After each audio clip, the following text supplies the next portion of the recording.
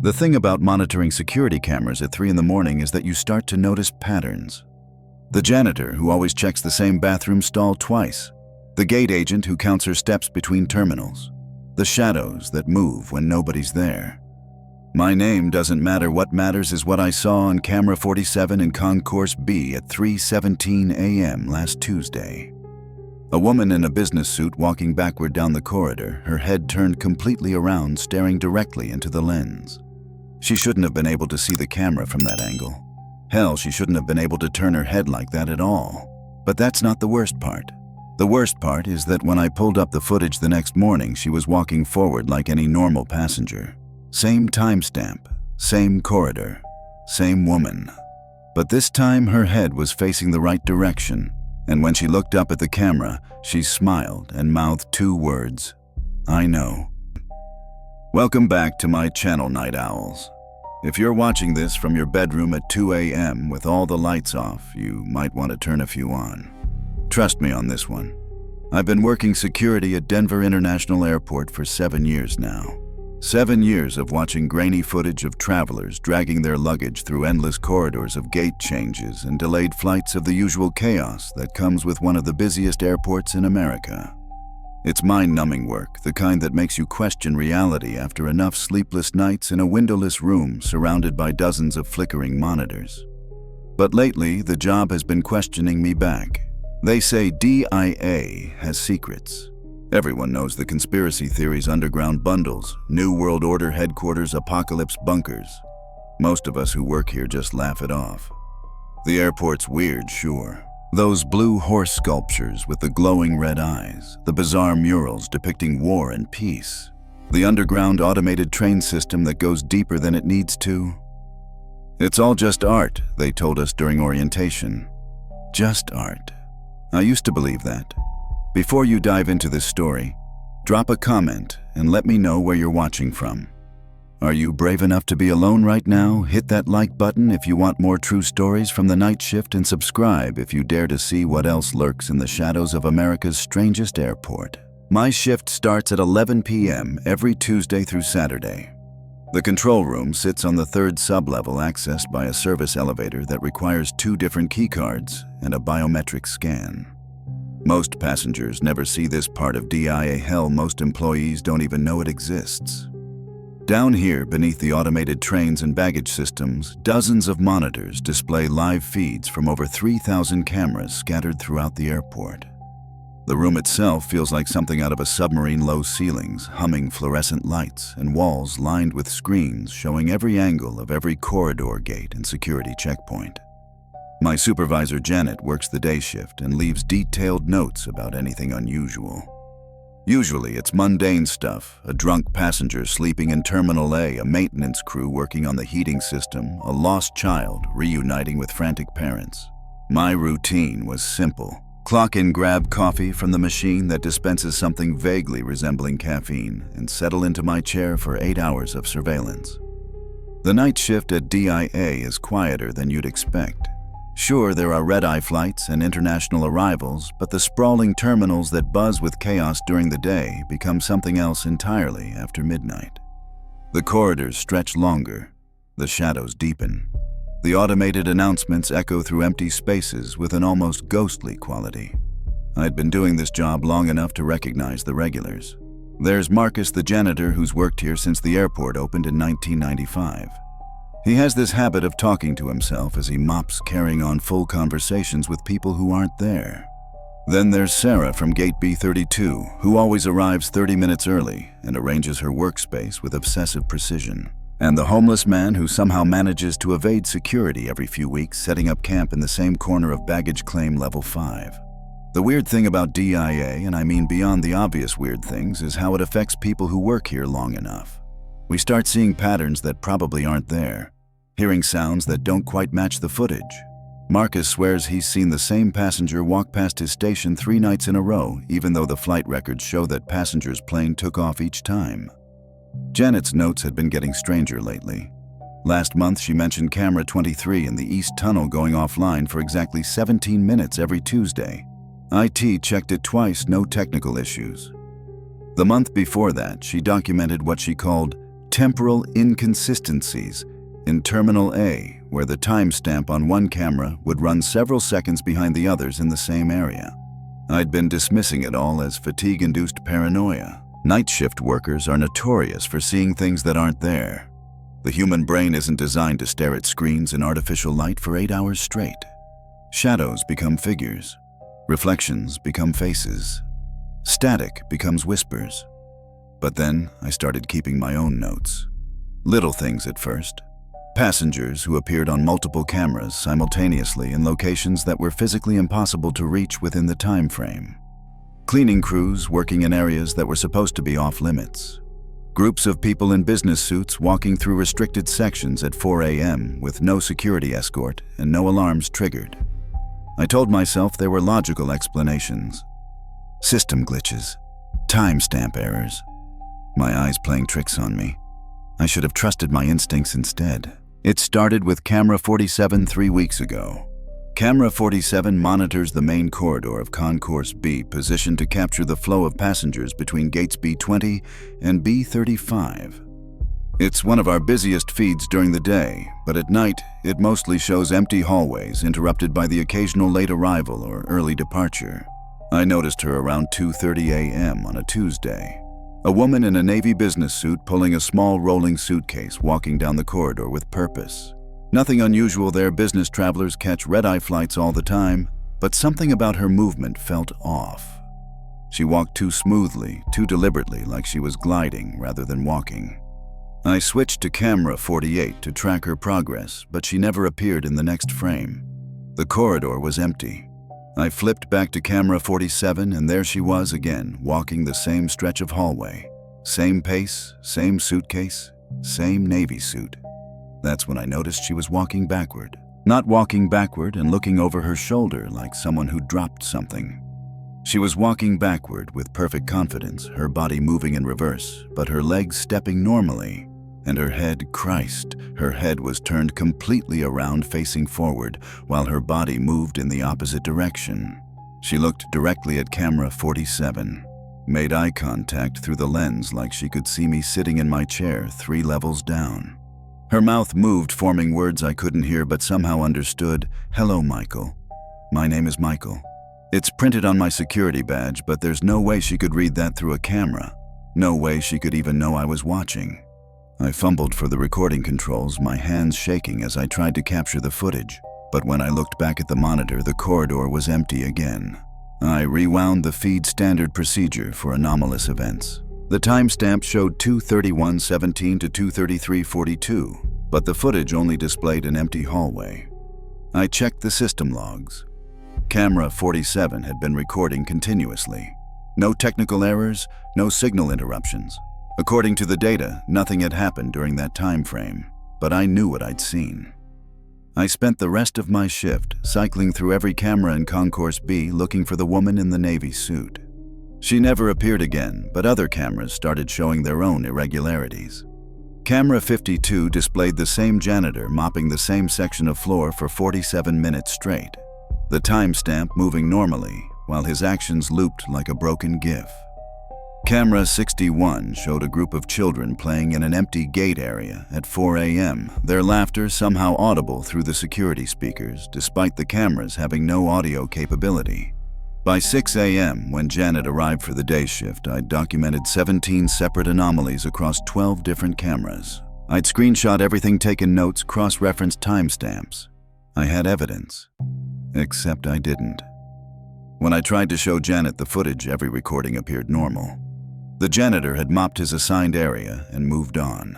The gate areas were appropriately empty. Camera 47 showed nothing but standard late-night passenger traffic.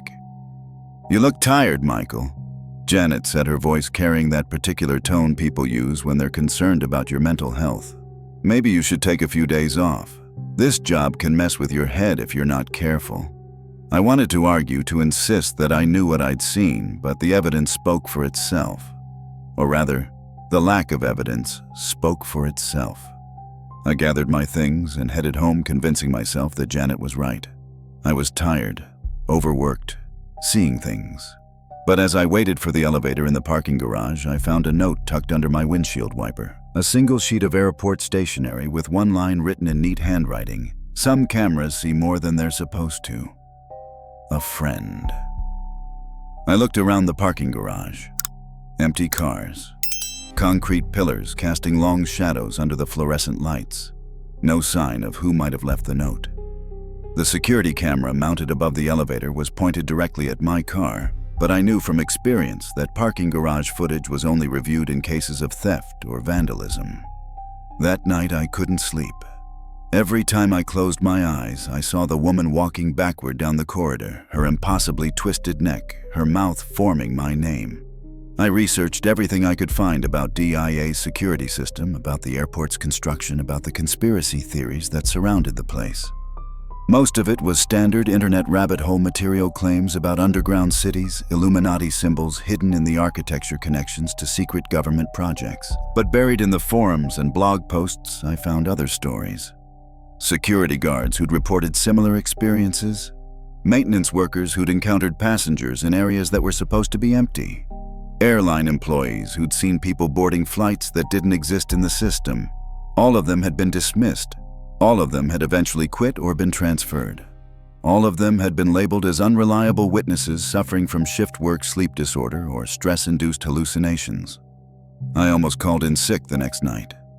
Almost. Instead, I arrived early and spent extra time checking the Camera 47 setup. I examined the wiring, tested the recording systems, verified that everything was functioning normally. I even brought my personal phone to record the monitor directly, creating a backup of whatever I might see. The woman appeared again at 2:29 a.m. This time she wasn't alone. 3 figures in dark clothing flanked her as she walked still backward, still with that unnaturally twisted neck down the corridor. They moved in perfect synchronization like a choreographed performance, and all 4 of them looked directly at Camera 47. The woman mouthed the same words, "Hello, Michael." But now the others were speaking too. I couldn't hear their voices, but I could read their lips. "We've been waiting. You're ready now. Time to see the truth." I grabbed my phone and started recording, capturing the monitor as the impossible scene played out. But through my phone screen, the corridor appeared empty.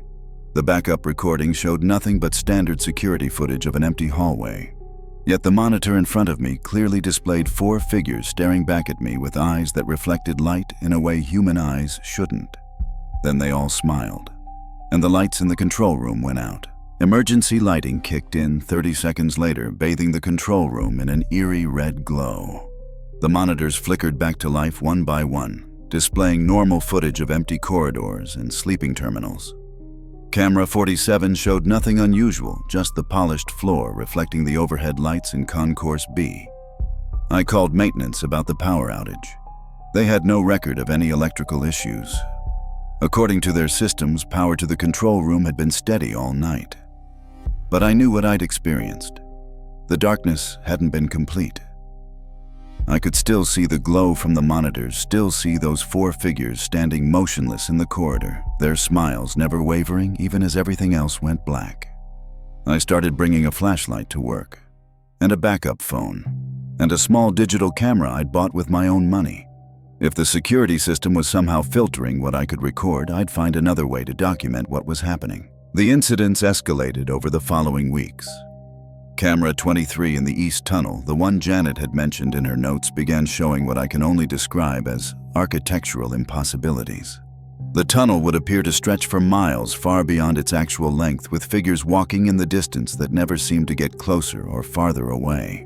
When I'd checked the tunnel's blueprints, it was exactly 847 feet long, connecting the main terminal to Concourse A. But on Camera 23, it looked infinite. The underground train system started running phantom cars. I'd watch empty trains arrive at stations on schedule, their doors opening and closing for passengers that weren't there. The system's computer logs showed normal operations, but my eyes saw cars filled with silhouettes that didn't cast shadows. Worst of all were the faces in the static. Every monitor experiences some degree of interference. It's normal in a facility this size. But I started noticing patterns in the white noise between frames. Faces that would appear for a fraction of a second when cameras switched feeds. Always the same faces, always watching. I began keeping a detailed log, noting every anomaly with precise timestamps and camera numbers. I photographed the screens with my personal camera, recorded video with my phone, and wrote detailed descriptions of everything I witnessed. The official footage never matched what I saw in real time, but my personal documentation was building a portfolio of the impossible. Janet noticed my behavior changing. She'd leave notes asking if I was feeling all right, suggesting I take vacation time, mentioning employee assistance programs. I wanted to share my findings with her, but every time I tried, the words sounded insane, even to me. I've been seeing passengers who walk backward with their heads turned around. The tunnels are longer than they're supposed to be. Dead people are riding the trains. How do you explain that to your supervisor without sounding like you need psychiatric help? The breakthrough came during my third week of documentation. I was reviewing my personal footage when I noticed something I'd missed before. In one of my phone recordings of Monitor 47, there was a reflection in the black screen of a powered-down monitor beside it. For just a few frames, I could see the actual feed, the woman in the Navy suit and her 3 companions exactly as I'd witnessed them live. The security system wasn't malfunctioning. It was lying. Somehow the feeds were being altered in real time, showing sanitized versions of events while hiding the truth. But reflections and shadows couldn't be filtered. They showed reality. I started positioning mirrors around my workstation, using reflective surfaces to capture what the direct feeds wouldn't show. What I discovered made me question everything I thought I knew about DIA. The airport was full of people who shouldn't be there. Every night, dozens of figures moved through restricted areas, walked through walls, gathered in groups in locations that should have been empty. They weren't passengers or employees. They wore clothes from different decades, moved in ways that defied physics, and never appeared on any official documentation. Some looked like business travelers from the 1950s, complete with suits and hats that had gone out of style before the airport was even built. Others wore modern clothing but moved with jerky, unnatural gaits like marionettes operated by an inexperienced puppeteer. A few appeared to be airport employees, but their uniforms bore logos and designs I didn't recognize. They all had one thing in common: when they noticed the cameras, they smiled. I started researching the airport's history more thoroughly, digging into construction records, accident reports, and employee files. What I found painted a disturbing picture. During construction in the early 1990s, there had been an unusual number of workplace accidents. Nothing that made national news, but enough to catch my attention. Workers had reported equipment malfunctions, structural collapses in areas that were later deemed stable, and several incidents involving the underground tunnels that were heavily redacted in the official reports. More troubling were the missing person cases. Over the past 30 years, dozens of people had disappeared from DYA. Most were explained away as runaway passengers who'd never boarded their flights, but some were employees who'd simply vanished during their shifts. The cases were scattered across different years and departments, making it difficult to see the pattern unless you were specifically looking for it. I was looking for it. The woman in the Navy suit appeared every Tuesday at precisely 2:29 a.m. I'd started timing her appearances, noting the exact moment she'd materialize in Concourse B. She always walked the same route, always looked directly at camera 47, always mouthed the same greeting. But on my 4th Tuesday of documentation, she deviated from the pattern. Instead of walking backward down the corridor, she approached the camera. Closer and closer until her face filled the entire frame. Through the monitor, I could see every detail: the way her makeup had been applied decades ago, the style of her hair that belonged to the 1960s, the airline pin on her lapel from a company that had gone out of business in 1985. Her mouth moved, and this time I could hear her voice coming through the speakers. "Michael, you've been very persistent. We've been watching you watch us. It's time you understood what you're really seeing." I frantically adjusted my mirrors, trying to capture every angle recording with both my phone and digital camera. But the voice continued clear as day. This airport was built on a convergence point, a place where different times and realities intersect. Some of us got caught in the intersection during construction. Others arrived later and found they couldn't leave. We exist in the spaces between seconds and the gaps between what the cameras are supposed to see. The woman's image began to flicker like a television with poor reception. The security system was designed to filter us out to maintain the illusion that this is just an ordinary airport. But you found ways to see through the filters. That makes you dangerous. The flickering intensified, and I could hear other voices joining hers, whispers and murmurs from every speaker in the control room. We've been trying to warn you, Michael, to help you understand before it's too late. Because once you see too much, once you know too much, you become part of the intersection too. Every monitor in the room displayed the same image, the woman's face no longer flickering, staring directly at me with eyes that reflected light, like mirrors. And once you're part of the intersection, you can never leave. The monitors went black. When they came back online 5 minutes later, camera 47 showed an empty corridor. My personal recordings captured nothing but static, and tucked under my keyboard was another note. Level B7, Maintenance Tunnel 12, Thursday 3 a.m. Come alone if you want answers. A friend. Level B7 doesn't exist on any airport map I've ever seen. According to official blueprints, the sublevels only go down to B5, ending at the baggage handling systems and mechanical rooms. But on Thursday night, armed with my flashlight and a reckless determination to finally understand what was happening, I found the access panel hidden behind a false wall in the maintenance corridor. My keycard shouldn't have worked on the reader beside the concealed door, but it did.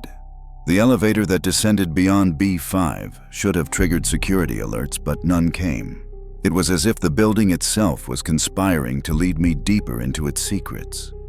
Maintenance Tunnel 12 stretched ahead of me like the throat of some massive creature.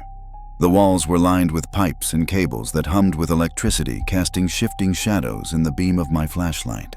The air smelled wrong, not the sterile, recycled atmosphere of the upper levels, but something organic and ancient, like soil that hadn't seen sunlight in decades. I walked for what felt like hours, but probably lasted only minutes' time, seeming to stretch and compress around me.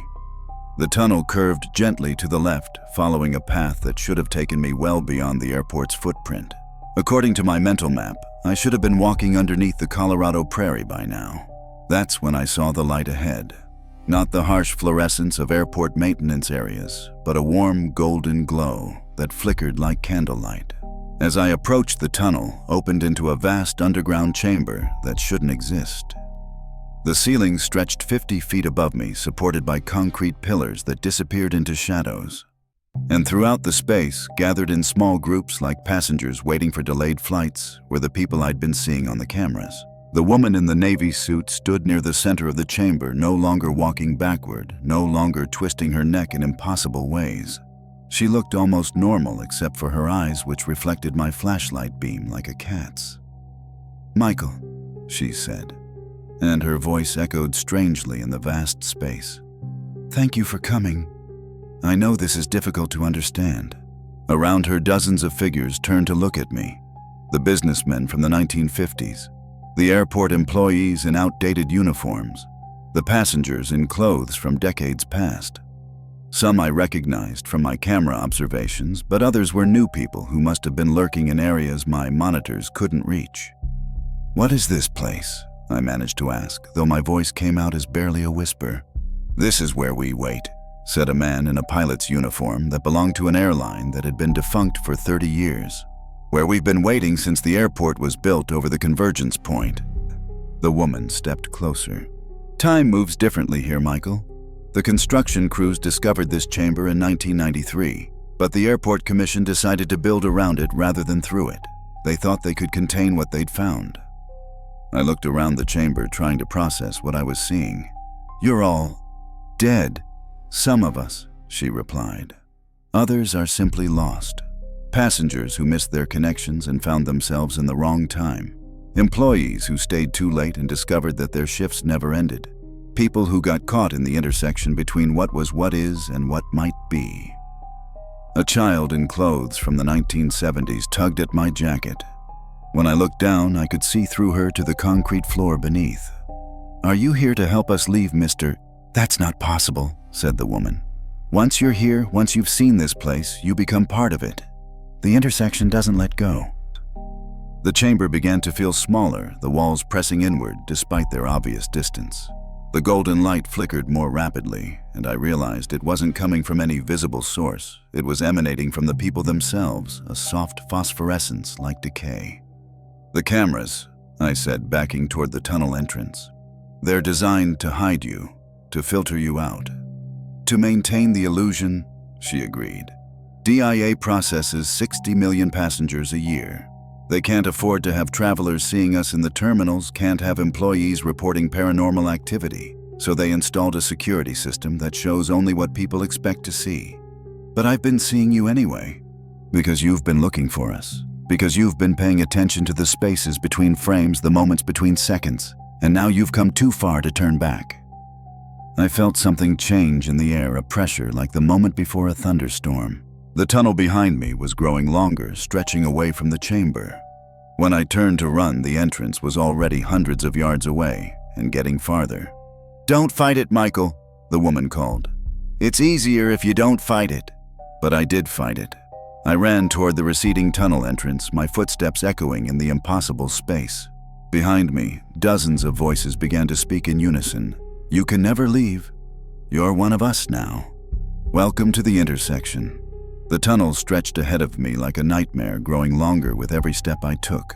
My flashlight beam weakened the darkness closing in from all sides, and in that darkness I could hear the sound of footsteps matching my own pace, dozens of footsteps, the sound of all the lost souls following me, welcoming me to their eternal wait.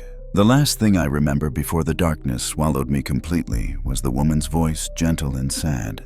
"Some cameras see more than they're supposed to, Michael, and now so do you." I woke up in my chair in the control room. According to the timestamp on the monitors, it was 6:47 a.m. Janet would arrive in 13 minutes for the day shift.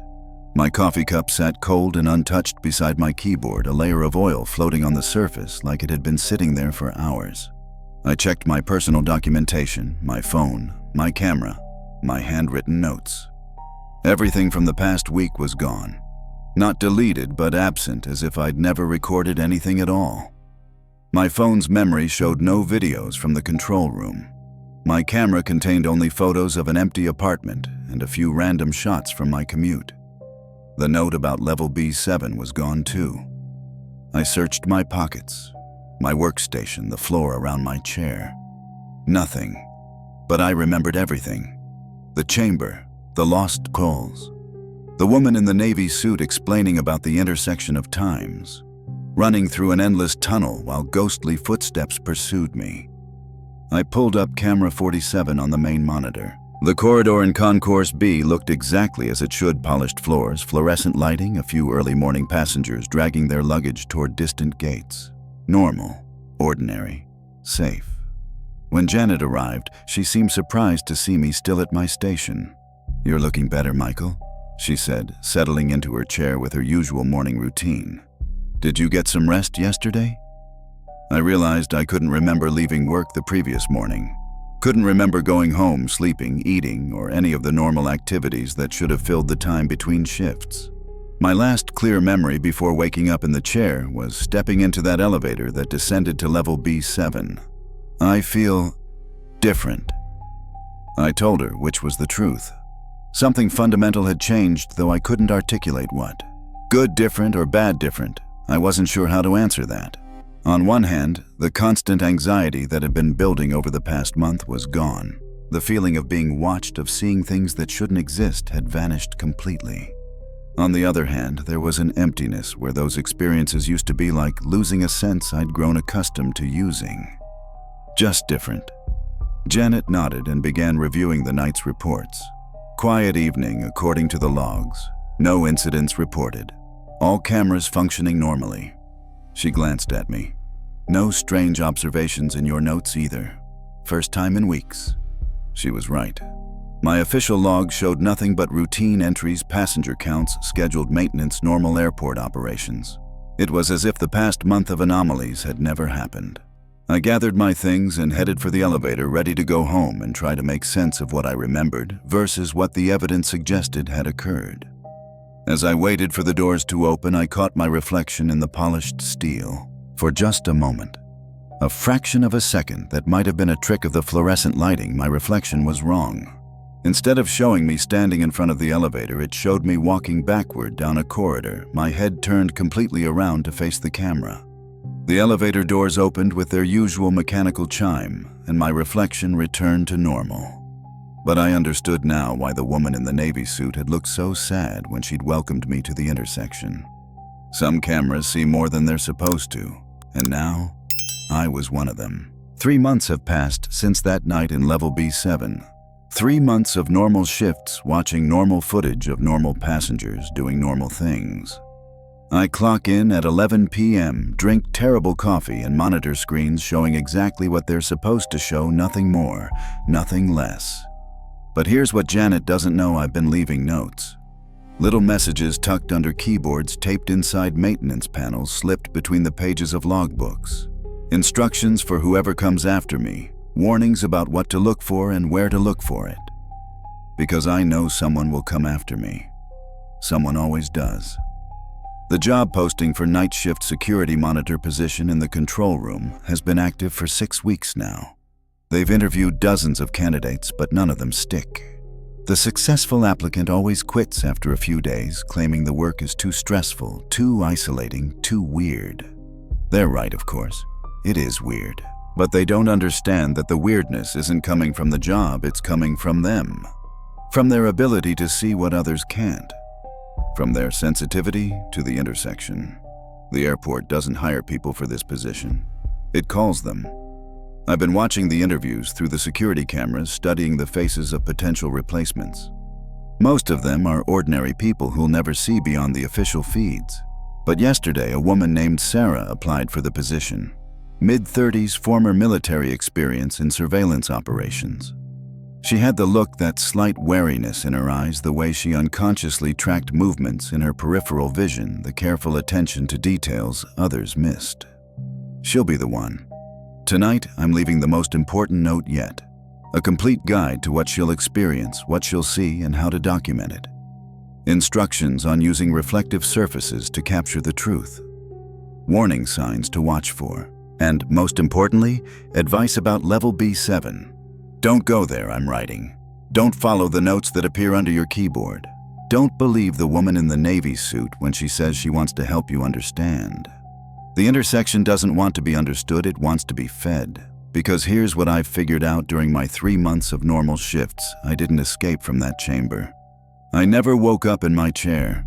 That was just another layer of the intersection, another way of keeping me contained while making me believe I'd return to the regular world.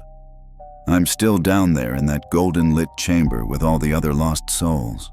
Still waiting, still watching, still becoming part of DIA's hidden history.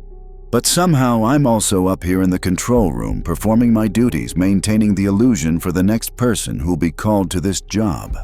I exist in both places simultaneously, a security monitor in the real world and a trapped spirit in the intersection. The woman in the navy suit told me that some of them were employees who stayed too late and discovered their shifts never ended. I understand now what she meant. My shift will never end. I'll be here forever, watching the cameras, leaving notes for whoever comes after me, playing my part in the cycle. The beautiful cruelty of it is that I remember being alive. I remember my apartment, my life before D. The person I used to be. But those memories feel like stories someone told me about a stranger. They're real, but they're not mine anymore. Sarah starts next Tuesday. I'll train her just like Janet trained me. I'll show her the normal procedures, the official protocols, the routine of night shift monitoring. I won't mention the anomalies or the intersection or the truth about what this job really entails. She'll discover all of that on her own. They always do. And when she finally makes her way down to Level B7, when she meets the woman in the navy suit and learns about the convergence point, I'll be there waiting to welcome her to our eternal shift. After all, some cameras see more than they're supposed to. And once you become one of those cameras, you never stop watching.